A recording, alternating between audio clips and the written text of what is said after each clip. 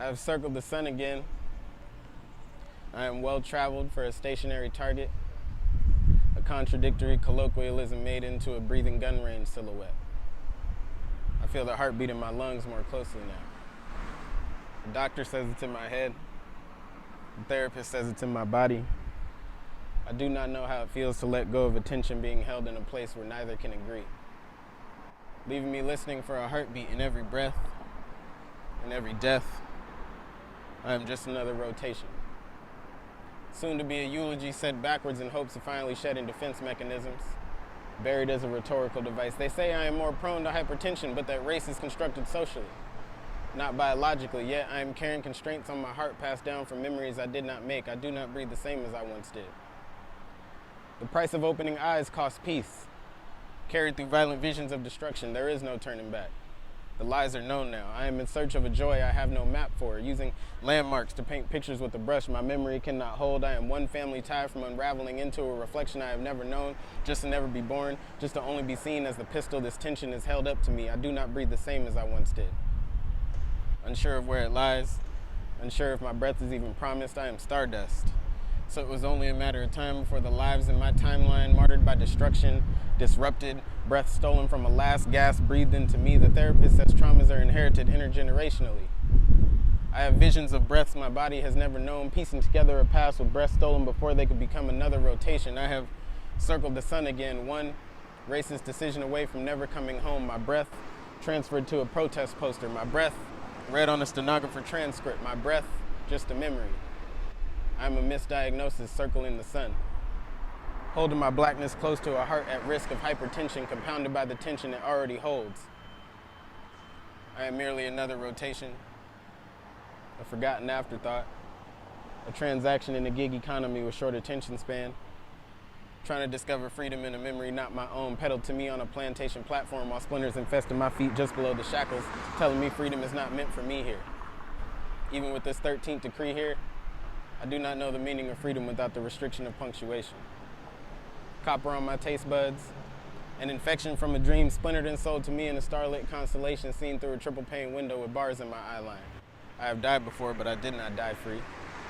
A cacophony of lies told to me by a woman holding a torch and a tablet, meaning that constellation is nothing more than feigned semblance of early onset dementia, just before you begin to lose your faculties, meaning rebellion is the only thing freedom can ever mean for me here. A plantation pipeline transformed into a multi-story dwelling, dealing in stock manipulation, transfixed on capturing the dream for some, restricting the dream for some, never pulling splinters for some. Freedom hasn't meant freedom since before auction block dreams, transfixed on wearing how to run toward a direction of absence and hope in a faith manipulated to say faith is all it takes. So just believe in predestination. Or is it free will to run? Or is it faith in a post-plantation post still screaming from the screams, trying to break free toward a post-Civil War post, reeking from the blood of indigenous, blood of enslaved bodies fighting for freedom, not knowing what fighting for freedom will come to mean, toward a post-Reconstruction sharecropping post, battling reconciliationists and emancipationist visions against white supremacist visions, spelling free WHITE, toward a post-Great Migration Harlem corner post, overseeing segregationist tendencies and birthing renaissance from depression's need-feeding Baldwin expatriation, toward a post-Reagan era post about bootstraps and crack epidemics, promulgating destruction of reconstructed communities, toward a post-Nixon, post-Clinton, war on drugs, post smelling like mandatory minimums and infatuation with criminalization. So please tell me, what does freedom truly mean, and have you ever truly had it? Cooning for capital, model minority trope construction just to highlight the intentional destruction of my mobility, but grant me the ability to punch a clock, and I'm meant to be grateful for the opportunity, huh, sir?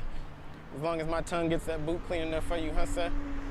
Shuck and jive for good graces, to not be placed on an auction block with splinters in my feet, to know I am not free behind this URL and covered camera, being monitored intentionally, inconspicuously, while being told I am free to roam wherever I choose. What good is privacy when self-exposure is the trend, minus a copyright to crop out my rights for an extra penny or two, placed into a stock option, traded within a manipulated sanctum of criminality, glorified in a Gordon Gekko greed is good caricature telling me exploitation is the dream. And freedom comes with investment in a plantation crop, post-plantation stock, once a plantation block morphed into a share price.